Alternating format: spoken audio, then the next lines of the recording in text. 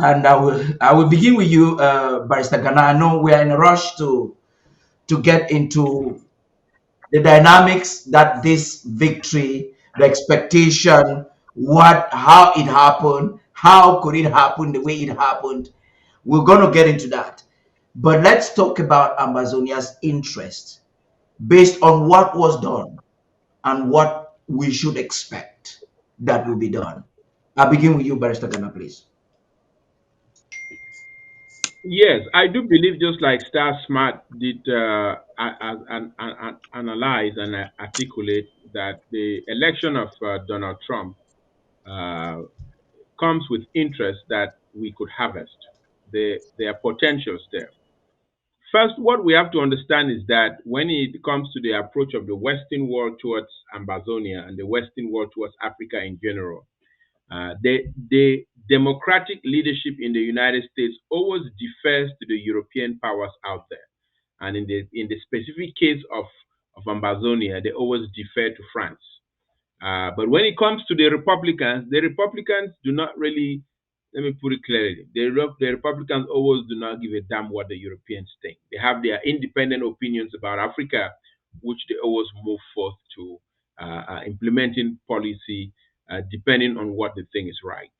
And again, as Star Smart articulated, we look at the 4 years that Trump was in power, and we assess the pressure that came from the United States towards Cameroon, towards French Cameroon, and towards the regaining of Ambazonia's sovereignty. We even look back at the U.S. diplomat who was in Yaoundé at that time, Peter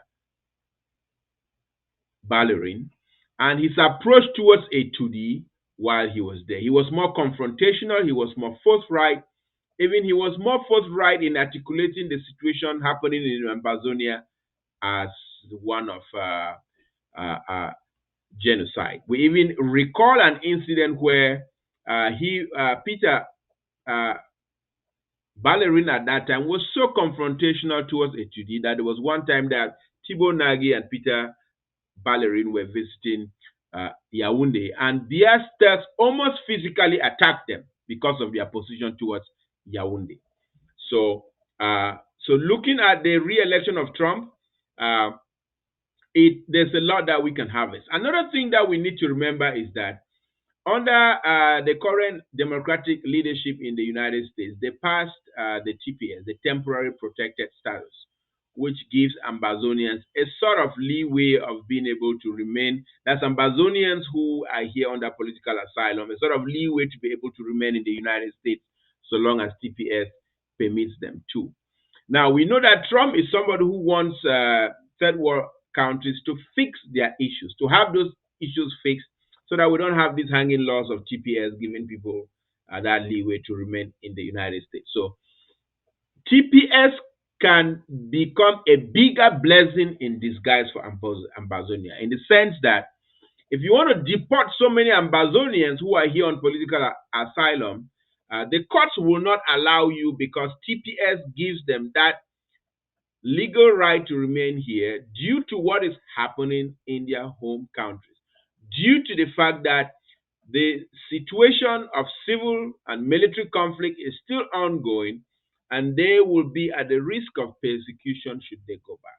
So the only way to circumvent that is to resolve the root cause of TPS or the grounds under which or upon which TPS was fashioned by putting pressure on Yaoundé to have the situation with Ambazonia resolved. So there are a lot of issues surrounding the election of Trump that I think have the potential to bode well for us Ambazonians. But ultimately, it depends on us as to be able to lobby the political structures so that we can help bring pressure on the political structures here in the United States towards our advantage in regaining our sovereignty as a people.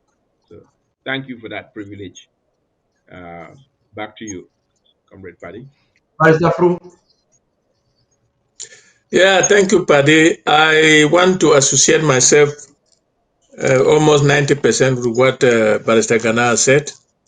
And I want to say that having not spent a longer period working and living in the United States like Barrister Gana has done, I know I studied in the United States. I went back and came back the second time. And for the second time, I have lived here for another 5 years. And I cannot say that I understand the Democratic Party in this country. The Democratic Party in this country, it's gradually going back to the Democratic Party of the yesteryears where they were champions of slavery.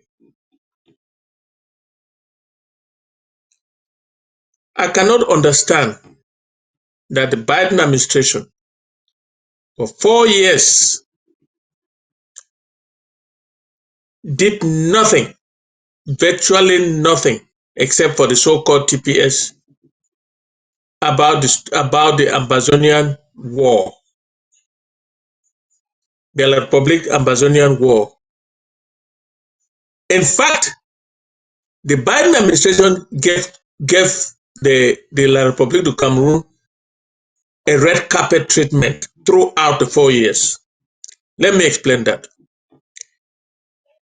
It is unheard of that Trump would have invited Mr. Biya to come to Washington as president of Cameroon. It wouldn't have happened. But what happened? Biden rolled a red carpet for Mr. Biya to come and gas and emit gas in the White House,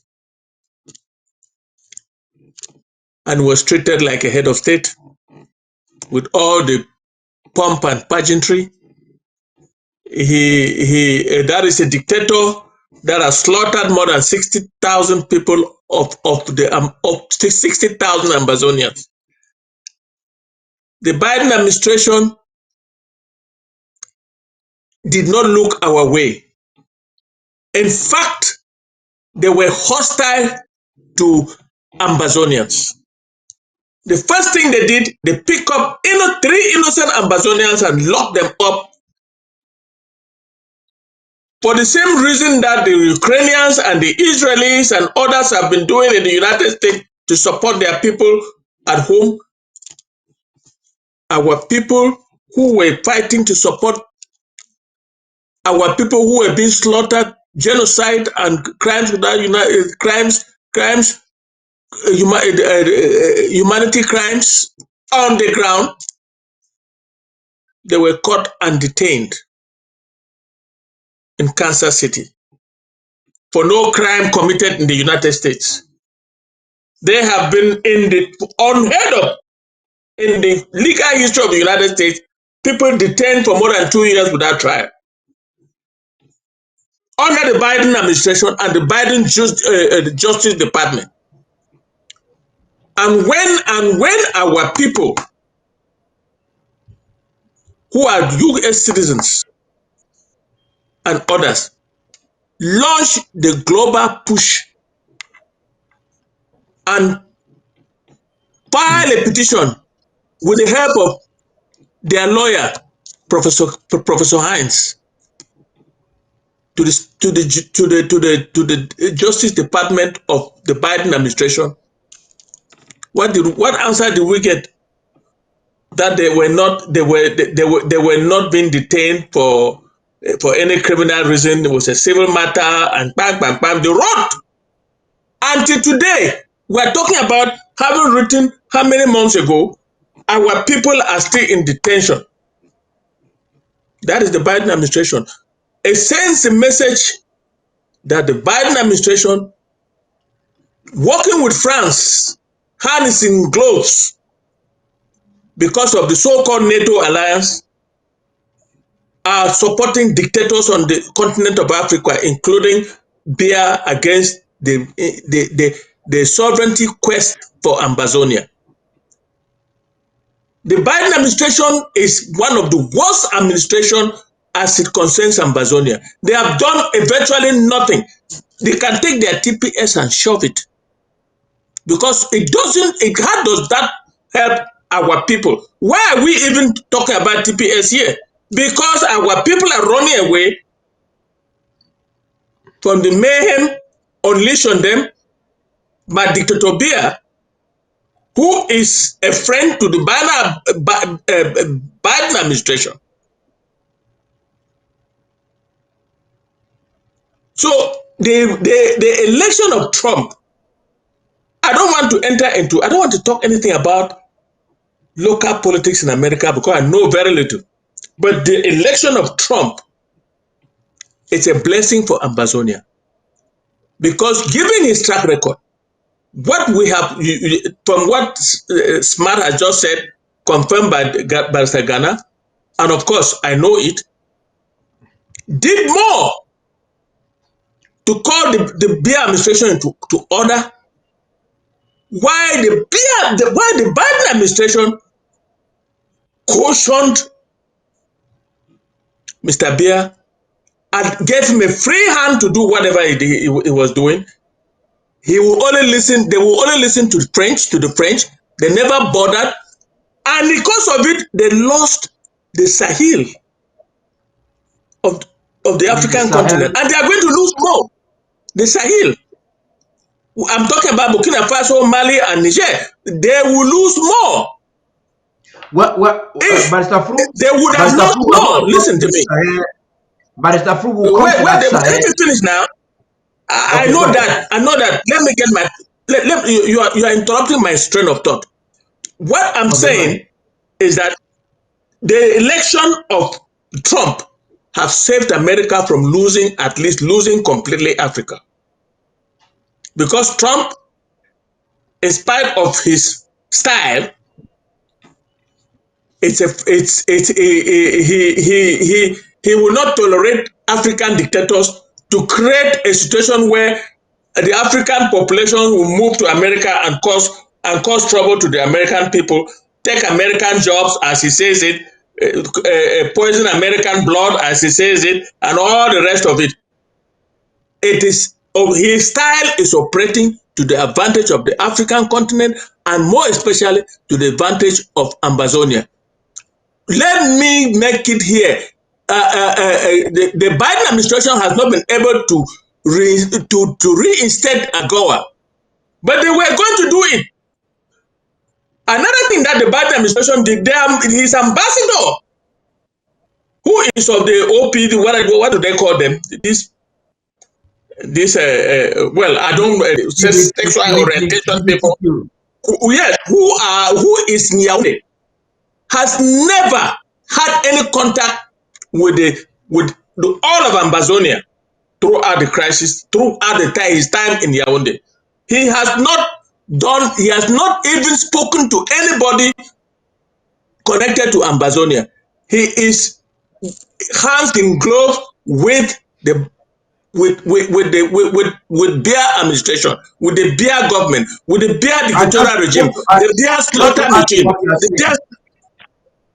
Just to add to what you're saying, that same ambassador is working hand in gloves with the Prime Minister of Cameroon to get all the socialites in Boya, facilitate their movement in and out of America, working very close with Cameroon to use very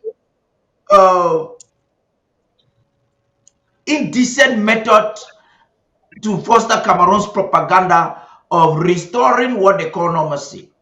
So there are a lot of these are things I have good information about. Now, but that is correct. And to conclude, I will say this. Say this. The good Lord that will save has gotten Trump elected for whatever reason.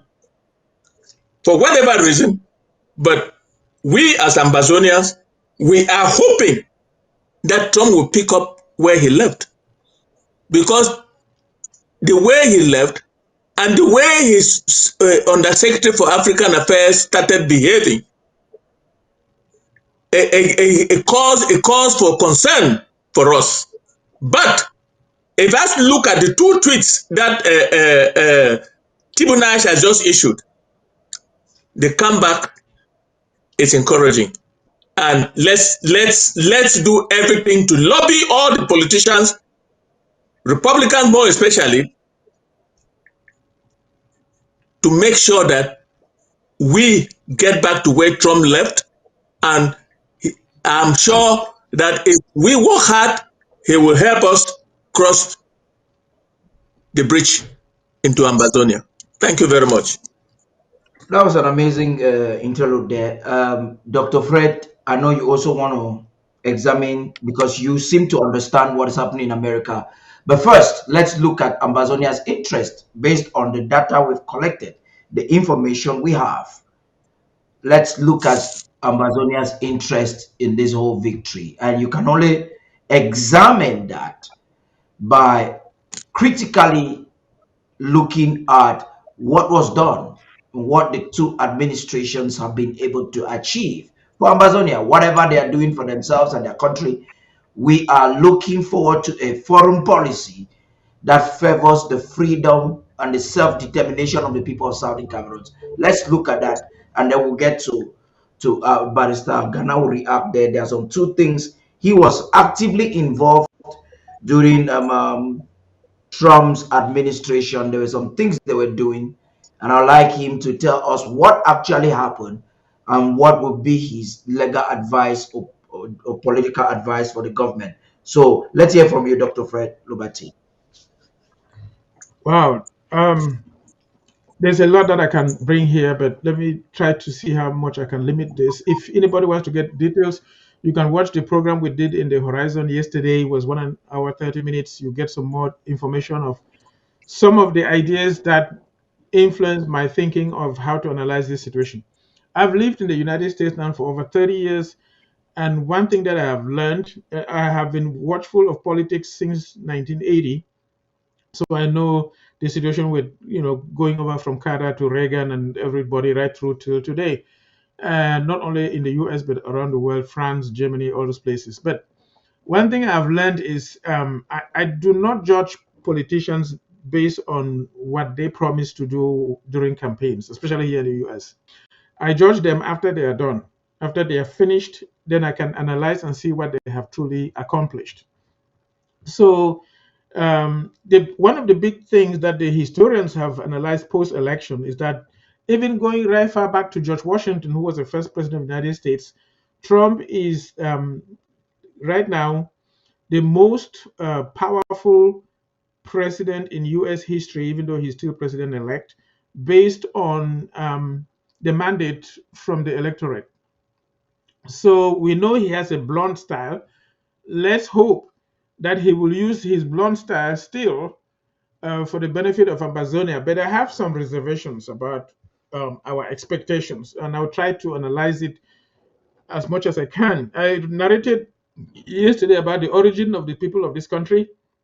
They separated themselves. These were separatists, like we are being called by La République, from England, from Britain, from England. It was not yet Britain. Britain was formed in 1880.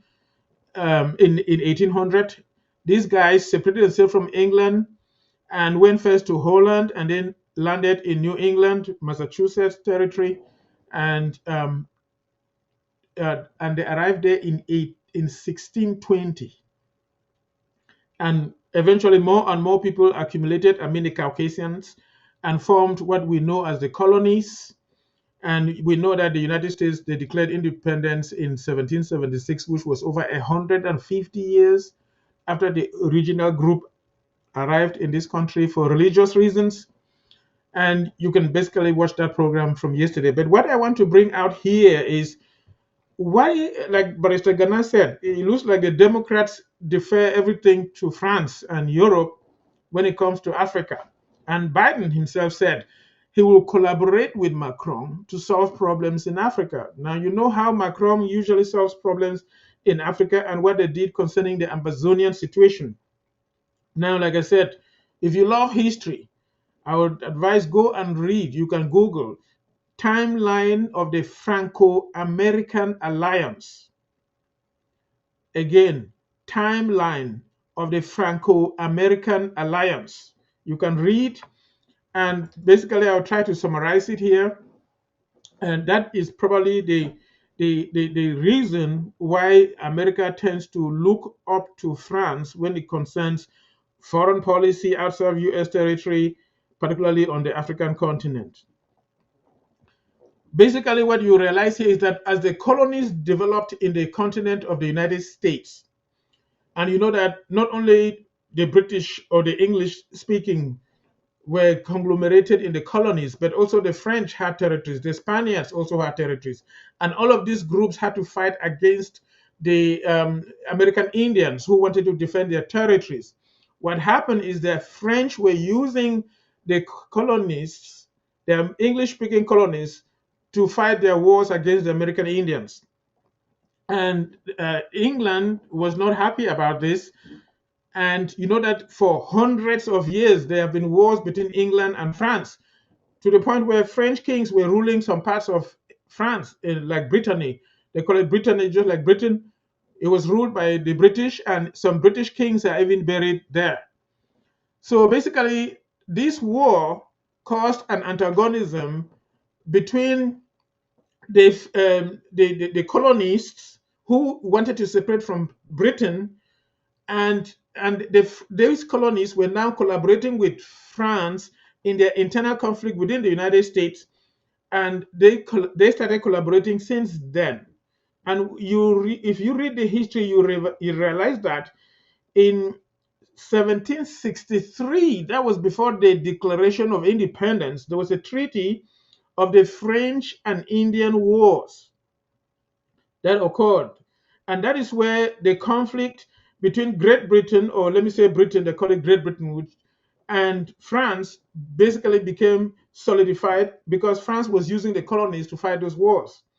And throughout, as you read, the French were now collaborating with the colonies to fight against the British here in the United States. And as time went on, again, remember that the Declaration of Independence was 1776. In January of 1783 in Paris, a treaty was signed where Britain literally surrendered and the US finally acquired its independence. That means England no longer laid claims on the colonies and recognized that the United States is now a free territory. And that treaty was signed in Paris because France was collaborating with the United States to fight the British. And since then, there has been this relationship between the United States and France. And as you remember, after I said January 1783 is when the Treaty of Paris took place, where the British relinquished any further claims upon the colonies, and that was in Paris. In 1788, that's when the Constitution of the United States was ratified. And then in 1789, the first president of the United States, George Washington, was installed. And during these wars, France became so heavily indebted that it caused conflicts in France, and that led to the 1789 revolution that toppled the King of France and installed a Republican government in France. Since then, France and the United States have had a special relationship, just as sometimes they talk about the special relationship between England and France, which and the United States, which is just because they speak English and because most of the people came originally from England. There is also a special relationship between the United States and France, which was during this War of Independence. And you know the Lady Liberty that you see in New Jersey territory holding the torch up, that was a gift from the French. If you read about the development and the design of Washington, D.C., the capital, it was a French architect who collaborated with George Washington's government to design the development of Washington, D.C. So there is a historic tie between the United States and France, and which goes deep. U.S. foreign policy is developed not just by the president saying what he wants. There is a Council of Foreign Relations that really meets, and you have think tanks, academicians and people who are considered experts who designed what is U.S. foreign policy that is eventually implemented by the government. So we will have to wait and see whether Trump's hard rhetoric will follow through in our favor. The other thing is that you notice that Netanyahu considers Trump his best friend. That means he's more friendly with Trump than with Biden.